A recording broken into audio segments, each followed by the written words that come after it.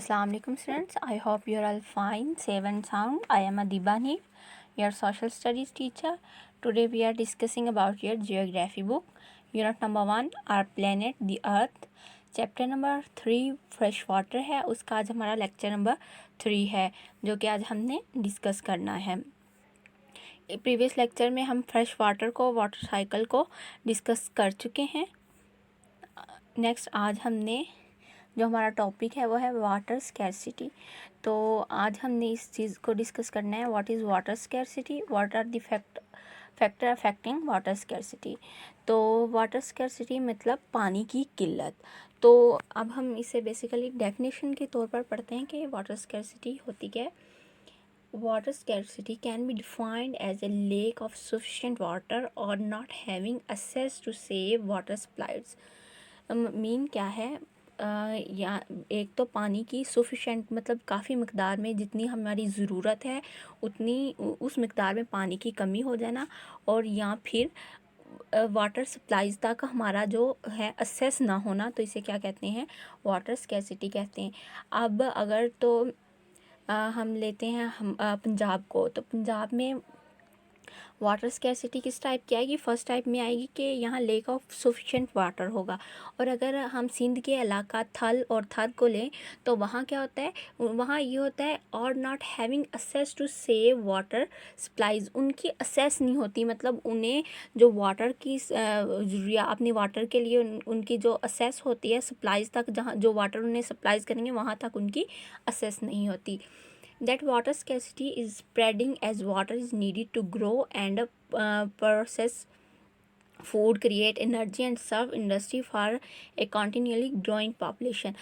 अब मतलब क्या है, वाटर स्कैरसिटी क्यों बढ़ रही है, मतलब इसके स्प्रेड होने की वजह क्या है, क्योंकि हम वाटर को यूज़ कर रहे हैं फूड की प्रोडक्शन के लिए। जैसे कि हमारा जो टोटल वाटर है एग्रीकल्चर, जितनी भी इरिगेशन कंट्रीज़ हैं उनका जो 70% वाटर होता है वो कहाँ यूज़ होता है, एग्रीकल्चर में यूज़ हो रहा होता है।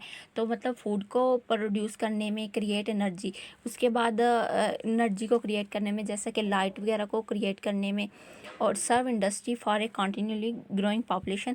तो और इंडस्ट्री में मतलब यूज़ हो रहा है किस लिए, जो कि हम बना रहे हैं अपने मतलब मुख्तलिफ कंटिन्यूली हमारी जो बढ़ती हुई आबादी की ज़रूरत को पूरा करने के लिए जो इंडस्ट्रीज़ फूड वगैरह प्रोवाइड कर रही हैं।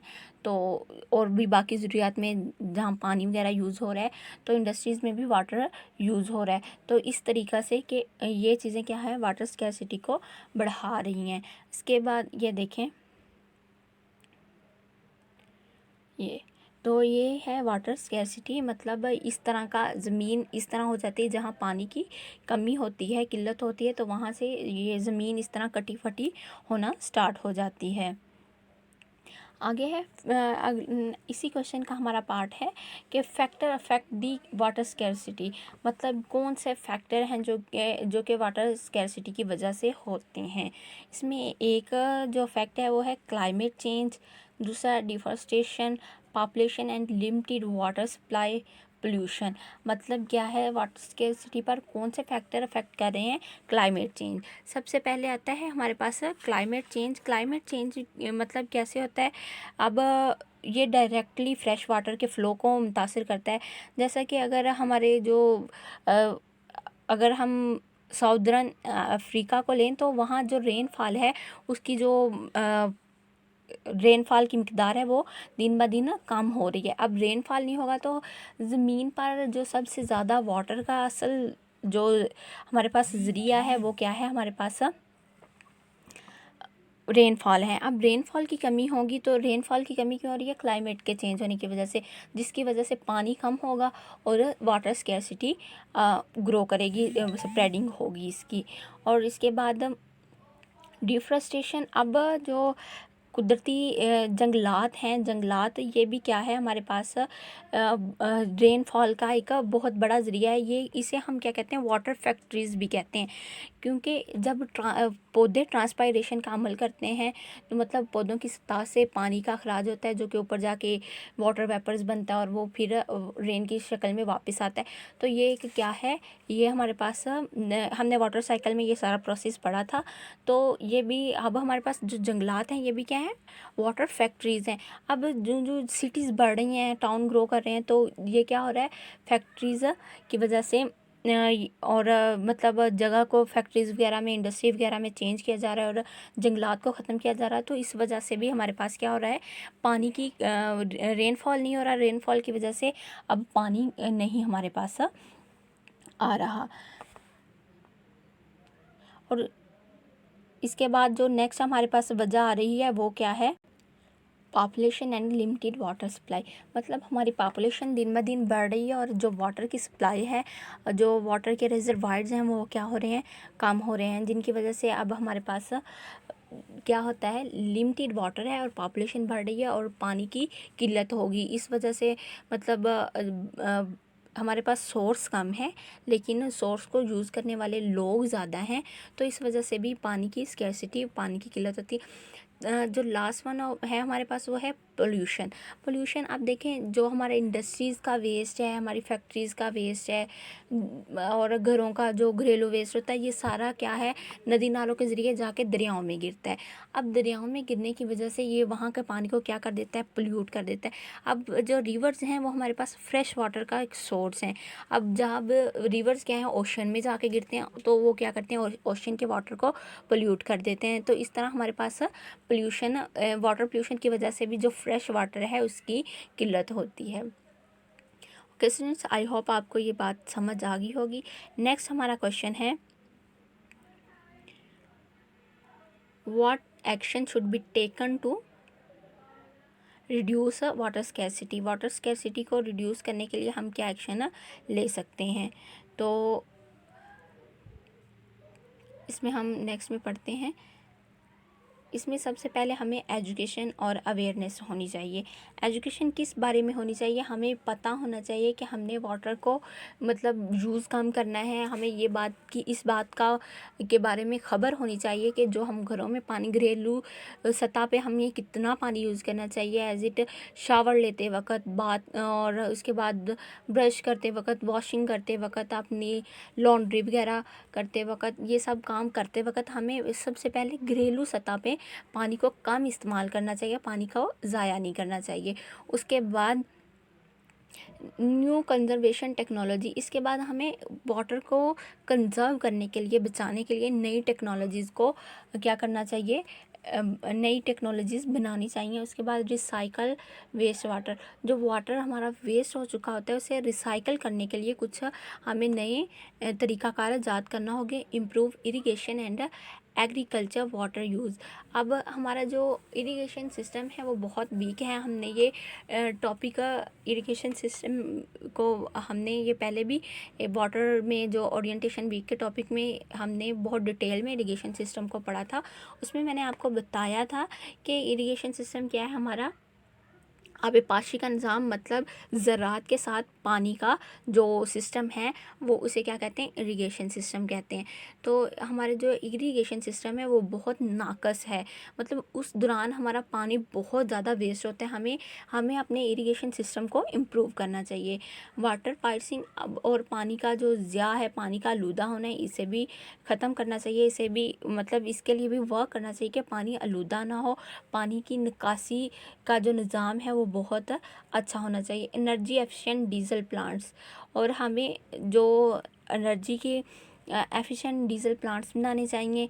रेन वाटर हार्वेस्टिंग, और जो रेन वाटर है उसको हार्वेस्ट करने के लिए प्लानिंग करनी चाहिए। मतलब जो रेन वाटर है उसे यूँ नदी नालों में ज़ाया होने के बजाय उन्हें उसे स्टोर करने के लिए प्लानिंग करनी चाहिए। हमें रिजर्वायर्स बनाने चाहिए इसके लिए। ओके, नेक्स्ट है हमारा क्वेश्चन नंबर 2। ये आपका एक्सरसाइज में से क्वेश्चन है, why do we have shortage of water. हमें वाटर का शॉर्टेज क्यों है। मतलब हमारे यहाँ वाटर का शॉर्टेज की बड़ी वजह क्या है। तो शॉर्टेज ऑफ वाटर के मतलब शॉर्टेज होने की वजह क्या है, हमारे पास जो वजूहात हैं वो क्या है।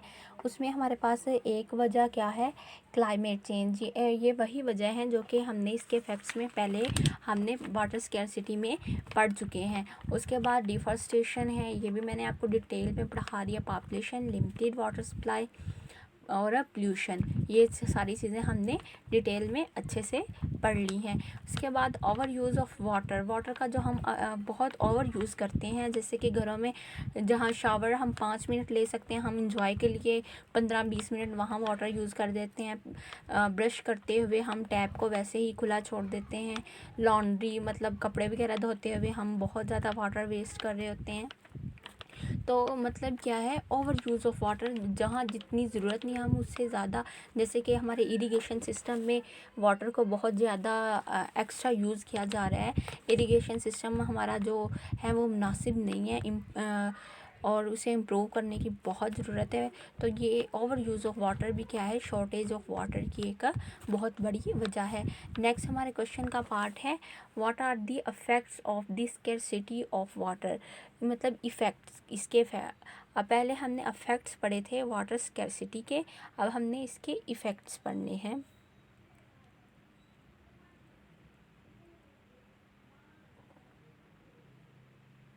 तो इसके इफ़ेक्ट्स क्या हैं, हम वो ज़रा जान लेते हैं। इसके मतलब अगर वाटर स्कैरसिटी होती है तो उसकी वजह से क्या हमें क्या चीज़ें मतलब एनवायरनमेंट पर उसका क्या इफ़ेक्ट पड़ेगा। तो इससे क्या होता है, इंक्रीज्ड ग्लोबल कॉन्फ्लिक्ट। मतलब क्या है, जो इंटरनेशनल लेवल पर है वो कॉन्फ्लिक्ट तनाज़ात बढ़ेंगे। जैसे कि अगर हम जो हमारा वाटर है, इंडिया और पाकिस्तान के दरमियान वाटर शेयर हो रहा है। अब अगर पानी की किल्लत होगी तो क्या होगा, इनमें कॉन्फ्लिक्ट बढ़ेंगे। इंडिया की तरफ से पाकिस्तान में वाटर आ रहा है तो वो क्या होगा, पाकिस्तान को वाटर नहीं देगा। तो इस तरह क्या होंगे, तनाज़ात इंटरनेशनल लेवल पर तनाज़ात बढ़ेंगे। Lack of access to clean water तक एक्सेस क्या होगी, उसकी कमी हो जाएगी। फूड शॉर्टेज होगी।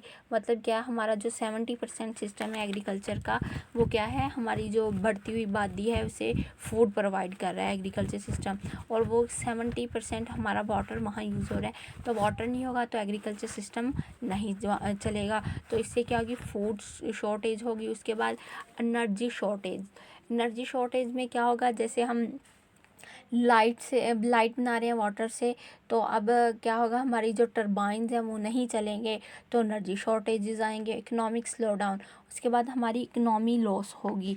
इकोनॉमी में कैसे कि इंडस्ट्री लेवल पे जो हम वाटर को यूज़ कर रहे हैं, हम क्या कर रहे हैं, फूड की प्रोडक्शन के लिए, उसके बाद केमिकल्स वगैरह की प्रोडक्शन के लिए हम यूज़ करते हैं वाटर को।